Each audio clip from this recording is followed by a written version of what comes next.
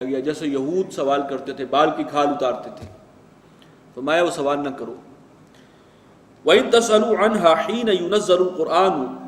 اور اگر تم کوئی سوال کرو گے، پوچھو گے ان کے بارے میں ایسے وقت میں کہ جب قرآن نازل ہو رہا ہے، تُبْدَ لَكُمْ، تو وہ تم پر کھول دی جائیں گی، ظاہر کر دی جائیں گی، اور نتیجتاً تم پابند ہو جاؤ گے۔ اس کی ایک مثال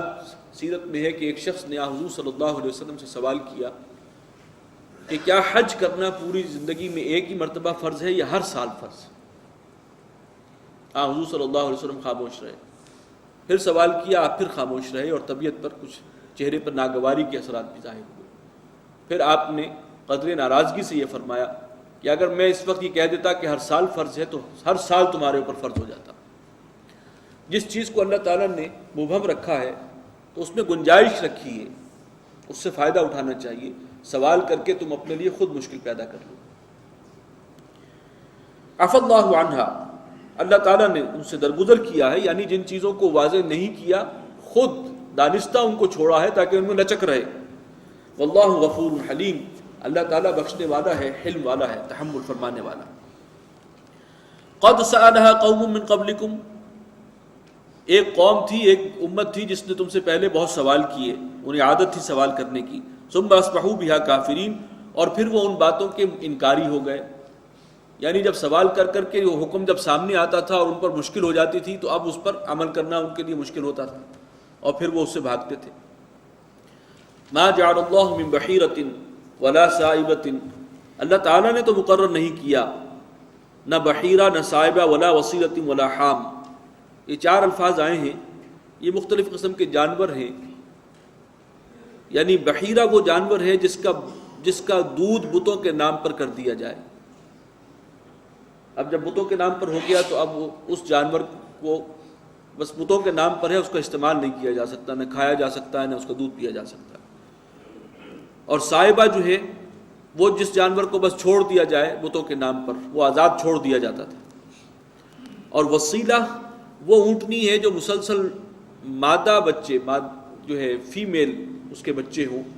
وہ زیادہ قیمتی شمار ہوتی ہے، ان کی نزدیک زیادہ ویلیویبل ہوتی ہے، اور مسلسل اگر وہ فیمیل بچے جنتی رہے گی تو ایک خاص سٹیج پر آ کر اب وہ پھر بتوں کے نام پر چھوڑ دی جائے گی، وہ وسیلہ ہے۔ اور حام اسی طرح وہ کوئی نر اونٹ ہے، ایک حد تک اس سے کام لینے کے بعد جب وہاں تک وہ کام اس نے لے لیا گیا تو اس کے بعد اب وہ بھی ریٹائر کر دیا گیا اور بتوں کے نام پر ہو گیا۔ یہ ایک ان کی جاہلانہ تصورات تھے کہ اللہ تعالیٰ نے تو ان چیزوں سے تمہیں منع نہیں کیا تھا، ان کو استعمال نہیں کر سکتے، ان کا گوشت نہیں کھا سکتے، فلاں کا دودھ نہیں پی سکتے۔ یہ تمہارا اپنا مشرکانہ ایک جال ہے جو تم نے پھیلا رکھا ہے۔ ما جعل اللہ من بحیرۃ ولا صائبۃ ولا وصیلۃ ولا حام ولکن الذین کفروا یفترون علی اللہ الکذب،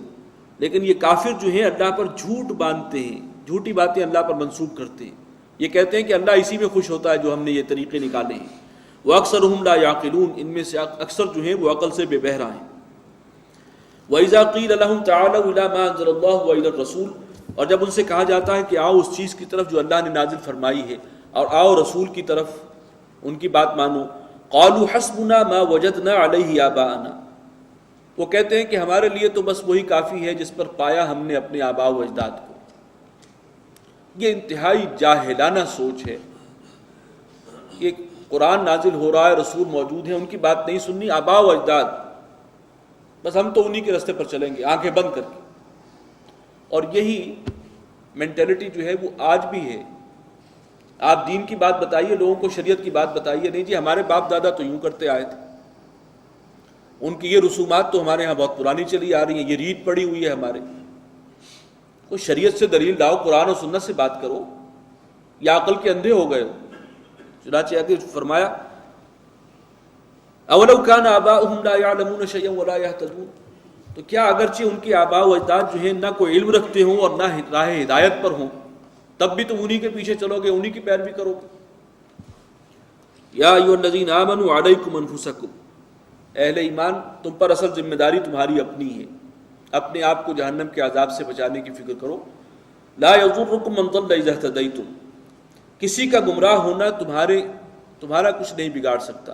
جبکہ تم خود راہ ہدایت پر ہو۔ یعنی دوسروں کے بارے میں بہت زیادہ فکر مندی کی ضرورت نہیں ہے، ہاں جو دین نے ذمہ داری ڈالی ہے ان تک بات پہنچانی ہے، برائیوں سے منع کرنا ہے، اپنی ذمہ داری پوری کرنی ہے، اس کے بعد وہ جانے ان کا کام۔ الی اللہ مرجعکم جمیعا، اللہ ہی کی طرف تم سب کو لوٹنا ہے، فینبئکم بما کنتم تعملون، پھر وہ جتلا دے گا جو بھی کام تم کرتے تھے، جو عمل تم کرتے رہے۔ یا ایھا الذین آمنوا شہادۃ بینکم اذا حضر احدکم الموت، اہل ایمان تمہارے درمیان گواہی جب کہ تم میں سے کسی کی موت کا وقت آ جائے، حین الوصیۃ اثنان ذوا عدل منکم، کہ گواہی کے وقت دو معتبر شخص موجود ہونے چاہیے تم میں سے، منکم یعنی تم مسلمانوں میں سے، او آخران من غیرکم، اور یا پھر کوئی دو دوسرے ہو سکتے ہیں، غیر مسلم بھی ہو سکتے ہیں اگر مسلمان نہ ہو، ان انتم ضربتم فی الارض، اگر تم ہو زمین میں حالت سفر میں، یعنی حالت سفر میں ایک شخص مسافر ہے، کسی دوسرے شہر پہنچا ہوا ہے، وہاں اس کو جو ہے وہ کوئی بیمار ہوا اور محسوس ہوا کہ اب شاید بس یہ خاتمہ ہے، اور جو اس کی بلونگنگ اس کے پاس ہیں، مال و اسباب ہے، مال تجارت ہے، اب وہ واپس پہنچانا چاہتا ہے اپنے گھر والوں کی طرف، تو پھر فرمایا کہ دو گواہ ٹھہرا لیا کرو، گواہی ہو کوئی دو معتبر افراد اس معاشرے کے، مسلمان ہو تو بہتر ہے، نہیں تو غیر مسلم ہو، اور انہیں دوسرے لوگوں کی موجودگی میں، گواہوں کی موجودگی میں وہ اپنا مال ان کے حوالے کرو کہ وہ پہنچائیں وہاں تک۔ ان انتم ضربتم فی الارض، اگر تم ہو سفر میں، زمین میں، فاصابتکم مصیبۃ الموت، اور پھر تمہیں وہاں مصیبت آ پڑے، یعنی موت کی مصیبت جو ہے وہ تمہیں گھیر لے، تحبسونہما من بعد الصلاۃ، تم ان دونوں کو روک لو نماز کے بعد، کسی نماز کے بعد، بعض نے کہا کہ بہتر ہے نماز عصر کے بعد، فیقسمان باللہ، اور وہ دونوں اس بات کی قسم کھائیں، ان ارتبتم، اگر تمہیں شبہ ہو، یعنی تمہیں اگر ان پر پورا اعتماد نہ ہو تو وہ قسم اٹھائیں لوگوں کی موجودگی میں، لا نشتری بہ ثمنا ولو کان ذا قربى، ہم اس قسم کے بدلے کوئی قیمت وصول نہیں کریں گے چاہے معاملہ ہمارے کسی قریبی رشتہ دار کا ہو، یعنی ہم جو قسم کھا رہے ہیں کہ ہم یہ امانت اصل جو حقدار ہیں ان تک پہنچا دیں گے، اور اس میں کوئی ڈنڈی نہیں ماریں گے چاہے کوئی رشتہ دار کا معاملہ ہو، کوئی طرفداری کسی کی نہیں کریں گے، ولا نکتم شہادت اللہ، اور وہ اس بات کی گواہی دیں کہ ہم اللہ کی اس شہادت کو، گواہی کو چھپائیں گے نہیں، انا اذا لمن الآثمین، اگر ایسا کیا ہم نے تو پھر ہم گناہگار ٹھہریں گے۔ فإن عثر على أنهما استحقا إثما، پھر اگر یہ محسوس ہو، پتہ چلے کہ وہ دونوں حق بات کو دبا گئے ہیں، کوئی ڈنڈی مار گئے ہیں، اس کے اندر امانت میں خیانت کر رہے ہیں، فآخران یقومان مقامہما، تو پھر کوئی دو اور افراد ان کی جگہ پر کھڑے ہوں، یہ صورت وہ ہوگی کہ وہ مال واپس لائے اور ان کے وارثوں کے حوالے کیا، لیکن وارثوں کو اندازہ ہوا کہ جو مال تھا وہ تو اس میں کچھ چیزیں کم ہیں، اہم قیمتی چیزیں تو غائب ہیں، تو اب پھر اس کے رشتہ داروں میں سے دو افراد کھڑے ہوں گے، فآخران یقومان مقامہما، دو افراد کھڑے ہوں ان کی جگہ پر، من الذین استحق علیہم الاولیان، اور وہ ان میں سے ہوں گے کہ جن کی حق تلفی کی تھی پہلے گواہوں نے، پہلے والوں نے جو ڈنڈی ماری ہے اس کے مقابلے میں اب دو کھڑے ہوئے، فیقسمان باللہ، اور پھر وہ قسم اٹھائیں گے اللہ کی، لشہادتنا احق من شہادتہما، کہ ہماری گواہی ان دونوں کی گواہی سے زیادہ برحق ہے، وما اعتدینا، اور ہم کوئی زیادتی نہیں کر رہے، یہ کسی کی ہمیں جو ہے کسی کے ساتھ ظلم کرنا مقصود نہیں ہے، انا اذا لمن الظالمین، اگر ہم نے ایسا کیا تو پھر ہم ظالم ٹھہریں گے۔ اس طریقے سے ان کی گواہی رد ہو جائے گی اور اب ان کی قسموں کے حوالے سے معاملہ ہوگا۔ ذالک ادنیٰ ان یاتوا بالشہادۃ علی وجہہا، یہ طرز عمل قریب تر ہے اس بات کے کہ شہادت کو، گواہی کو ادا کیا جائے ٹھیک طریقے پر، علی وجہہا، اصل صورت پر، او یخافوا ان ترد ایمان بعد ایمانہم، اور یا پھر وہ اس بات پر ڈریں کہ ان کی قسم کے بعد جو ہے وہ بعد میں ان کی قسموں کو لوٹا دیا جائے گا، یعنی بعد میں جو قسم کھائیں گے اس سے ان کی قسم الٹی پڑ جائے گی، وہ رد ہو جائے گی، ریجیکٹ ہو جائے گی، پہلے سے انہیں اندازہ ہوگا تو وہ کوئی غلط بیانی نہیں کریں گے۔ واتقوا اللہ واسمعوا، اور اللہ کا تقوی اختیار کرو اور سنتے رہا کرو جو حکم بھی آتا ہے، واللہ لا یہدی القوم الفاسقین، اللہ تعالیٰ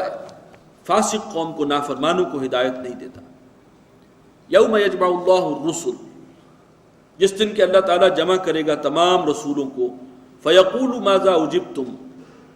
رسول بھی اللہ کی عدالت میں کھڑے ہوں گے، اللہ تعالیٰ پوچھے گا تمہیں کیا